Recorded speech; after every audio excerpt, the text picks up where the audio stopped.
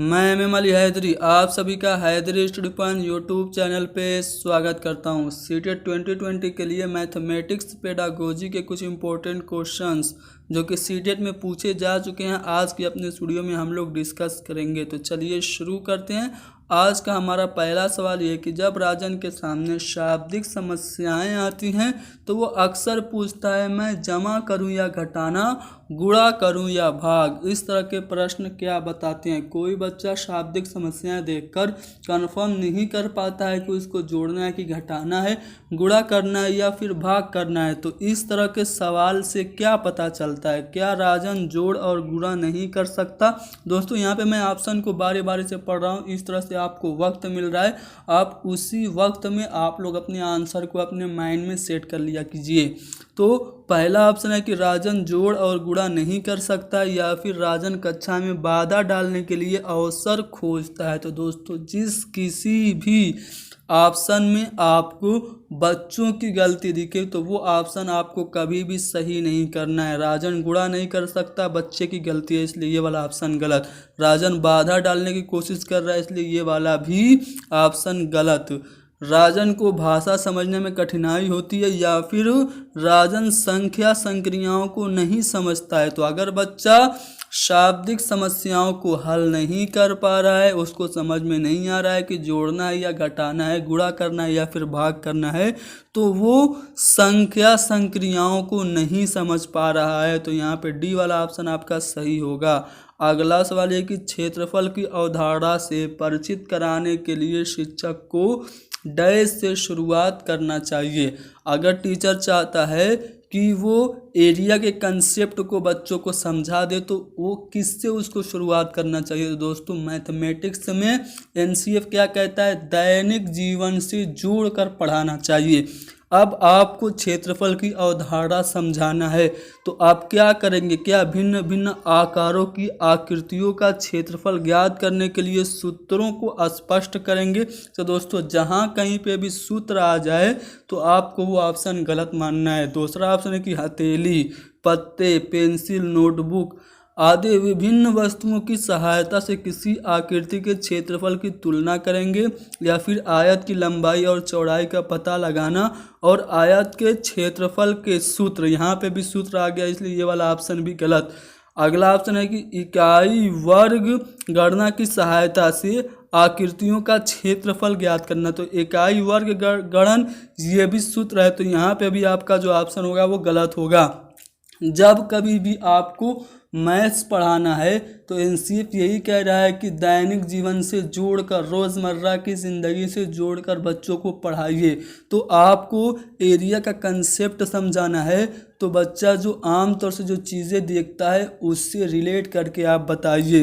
हाथ की हथेली, पत्ते, पेंसिल, नोटबुक आदि विभिन्न वस्तुओं की सहायता से आप बच्चों को आकृति के क्षेत्रफल की तुलना करके सिखाइए कि क्षेत्रफल इस तरह से निकालते हैं। तो यहाँ पे बी वाला ऑप्शन आपका सही होगा।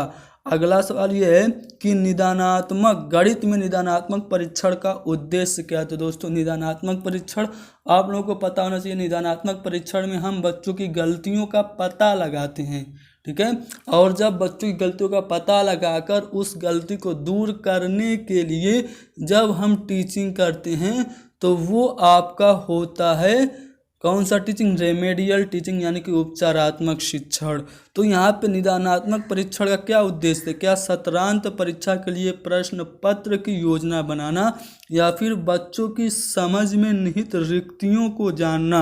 निदानात्मक परीक्षण यही होता है कि बच्चे की जो दिमाग में जो कमियां हैं, जो त्रुटियां हैं, जो रिक्तियां हैं उसको पता लगाया जाए। तो बच्चों की समझ में निहित रिक्तियों को जानना ही निदानात्मक परीक्षण का उद्देश्य है।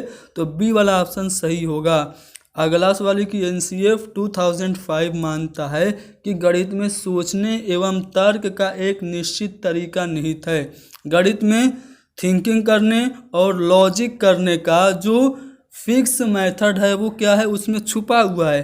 तो नीचे दिए गए कथनों में से वो कथन चुनिए जो उपर्युक्त सिद्धांत का पालन नहीं करता है। यानी कि हमें उस ऑप्शन को चूज करना है जो इस बात का पालन नहीं करता है कि सोचने और तर्क करने का एक निश्चित तरीका गणित में छुपा हुआ होता है। पहला ऑप्शन है कि आंकिक प्रश्नों को हल करने के लिए विद्यार्थियों को निर्धारित सूत्र बताना। तो मैंने अभी बताया कि जहाँ कहीं पे भी आपको सूत्र या फिर याद करना, कंठस्थ करने की बात आए तो वो आपका जो ऑप्शन होगा हमेशा निगेटिव होगा। जी हाँ दोस्तों, निगेटिव होगा। यहाँ पे आपको कह रहा है कि पालन नहीं करता है और आपका जो पहला ऑप्शन है वो आपने निगेटिव पा लिया, इसलिए आपका पहला ऑप्शन ही सही हो जाएगा। अब बाकी ऑप्शन भी हम लोग पढ़ लेते हैं, जिससे हम लोग को ये पता चल जाएगा कि गणित में सोचने और तर्क करने का निश्चित तरीका होता है। दूसरा ऑप्शन क्या है कि पाठ्य पुस्तक में प्रस्तुत सामग्रियों के लिखने का तरीका, कक्षा के लिए चुने गए क्रियाकलाप एवं अभ्यास और उसे पढ़ाने की विधि। ये तीनों जो कथन हैं उस कथन से ये बात साबित होती है कि सोचने एवं तर्क करने का एक निश्चित तरीका गणित में होता है। लेकिन जो पहला वाला ऑप्शन है कि आंकिक प्रश्नों को हल करने के लिए विद्यार्थियों को निर्धारित सूत्र बताना, ये उपर्युक्त कथन के सिद्धांत का पालन नहीं करता, इसलिए पहला वाला ऑप्शन हमारा सही जवाब होगा। अगला सवाल है कि एक अच्छा गणितज्ञ होने के लिए क्या ज़रूरी है। क्या सवालों के उत्तर देने की तकनीक में निपुणता, यानी कि आप बिल्कुल सक्षम हैं, आप अच्छे तरीके से सवालों का जवाब दे लेते हैं, या फिर आपको अधिकतर सूत्र याद कराना है। सूत्र याद कराना दोनों आपके नेगेटिव टैग वर्ड हैं, तो आपका बी वाला ऑप्शन वैसे ही गलत होगा। ठीक है, बहुत जल्दी सवालों को हल करना या फिर सभी अवधारणाओं को समझना, लागू करना और उनमें संबंध बनाना। तो अच्छा गणितज्ञ वही होता है जो सभी कंसेप्ट को समझता है, उसको लागू करता है और उसमें रिलेशन बनाता है। तो यहाँ पे डी वाला ऑप्शन आपका सही है। अगला सवाल ये कि NCERT की कक्षा 4 की गणित की पाठ्य पुस्तक के पाठों को इस तरह के शीर्षक हैं: कबाड़ी वाला, भोपाल की सैर, दुनिया एक ऐसी दिखती है, दुनिया कुछ ऐसे दिखती है। यह परिवर्तन किया गया है। कक्षा 4 की गणित में ये टॉपिक आपके हैं: कबाड़ी वाला, भोपाल की शहर, दुनिया कुछ ऐसी दिखती है। ये परिवर्तन किस लिए किया गया है? क्या कबाड़ बेचने और यात्रा करने के बारे में जानने के लिए, या फिर पाठों में गणित विषय वस्तु का अनुमान लगाने हेतु विद्यार्थियों को चुनौती देने के लिए, या उन्हें अलग सा समझने के लिए, या फिर दैनिक जीवन में जोड़ते हुए उन्हें रोचक बनाने के लिए? तो कबाड़ी वाला, भोपाल की शहर, दुनिया कुछ ऐसी दिखती, ये सभी टॉपिक जो हैं वो विद्यार्थी को दैनिक जीवन से जोड़ते हैं। तो ये सभी टॉपिक इसीलिए बदले गए हैं ताकि दैनिक जीवन में जोड़ते हुए मैथमेटिक्स को इंटरेस्टिंग बनाया जाए। तो चौथा वाला ऑप्शन आपका सही होगा। अगला सवाल ये कि भिन्नों की तुलना पढ़ाते समय जिनमें अंश समान हैं, जैसे 3/5 और 3/7, रोहित की प्रक्रिया थी। यानी कि दो ऐसे फ्रैक्शन जिसका जो न्यूमरेटर है वो सेम है, और एक बच्चा रोहित है, वो ये कहता है कि चूंकि अंश समान है इसलिए, और 7 से 5 बड़ा है इसलिए 3/7 3/5 से बड़ा होगा। अगर बच्चा अंश को समान देखकर और हर में जो बड़ा है उसको बड़ा मान रहा है, तो इससे क्या पता चल रहा है? क्या रोहित ने अच्छी तरह अभ्यास नहीं किया?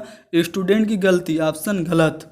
रोहित को भिन्नों के परिणाम की समझ नहीं, तो ये भी आपका ऑप्शन गलत है, क्योंकि यहाँ पे अगर आप लोग देखें तो वो क्या कर रहा है, अंश को समान देख के और हर में जो बड़ा है उसको बड़ा मान रहा है। यानी कि रोहित तुल्य भिन्नों की जो अवधारणा है उसको नहीं समझ पा रहा है। तो यहाँ पे जो चौथा वाला ऑप्शन होगा आपका सही होगा। अगला सवाल यह है कि भिन्नों का योग पढ़ाते समय शिक्षक को नीचे दिए गई त्रुटियां ज्ञात हुई। यानी कि जब एक टीचर फ्रैक्शन का जो जोड़ है वो पढ़ा रहा था तो उसको इस तरह से देखने को मिला: 1/2 + 1/3 को किसी बच्चे ने जोड़ के 2/5 कर दिया।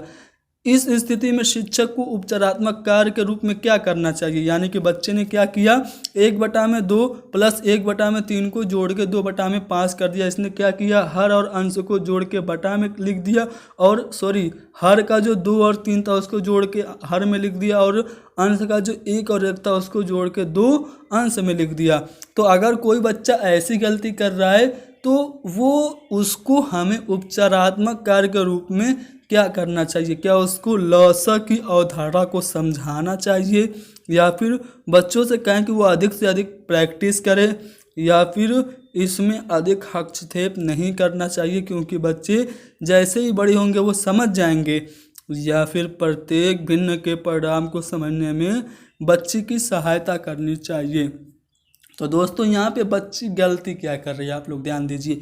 1/2 और 1/3 को वो जोड़ रही है, अंश को अंश में जोड़ के अंश में लिख दी है, और हर को हर में जोड़ के हर में लिख दिया है, और इसने सवाल को गलत कर दिया है। उसको ये पता नहीं है कि जब हमें भिन्नों को जोड़ना होता है तो हर का एलसीएम लेना होता है, ठीक है, हर का एलसीएम लेना होता है, और 2 और 3 का एलसीएम 6 होगा।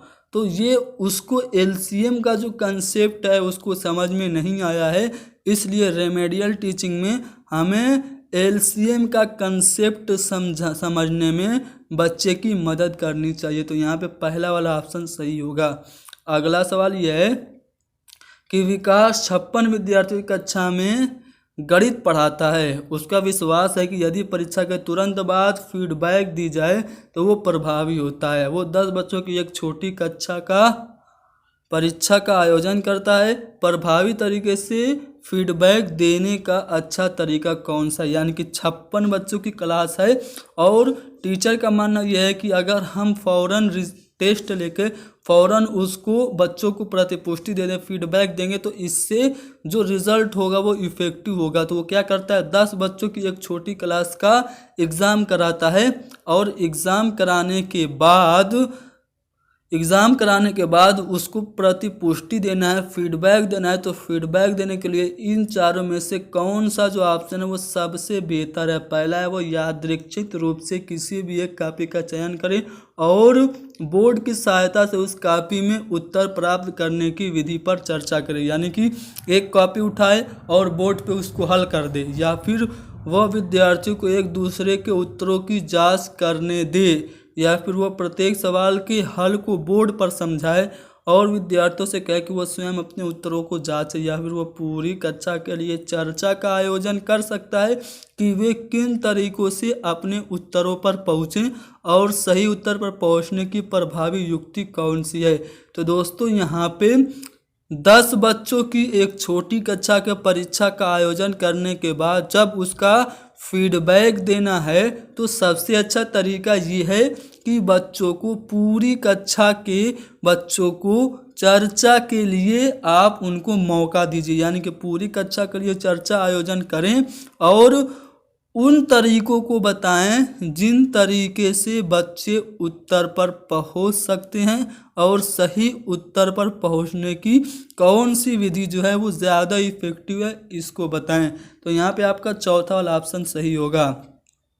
अगला सवाल है कि एक शिक्षक आकार पढ़ाने के लिए ऐतिहासिक स्थानों के भ्रमण की योजना बना सकता है, क्योंकि अगर बच्चे को आकार यानी कि साइज पढ़ाना है तो उसको ऐतिहासिक स्थानों की भ्रमण की योजना बनाना चाहिए। क्यों बनाना चाहिए? क्योंकि आकार किसी भी वस्तु का एक अभिन्न हिस्सा होते हैं और इस तरह के भ्रमण सभी विषयों के लिए आपसी संबंधों को बढ़ावा देते हैं, या फिर उसने समय रहते अधिकांश पाठ्यक्रम पूरा कर लिया है और उसे अवकाश उपलब्ध कराने की आवश्यकता, या गणित की रोजाना की कक्षा के लिए एक अच्छा अवकाश रहेगा और साथ ही संप्रेषण कौशलों में सुधार के लिए एक बेहतर अवसर होगा, या फिर क्षेत्र भ्रमण CBSE द्वारा अनुशंसित किए गए हैं, इसलिए इसे अति आवश्यक है।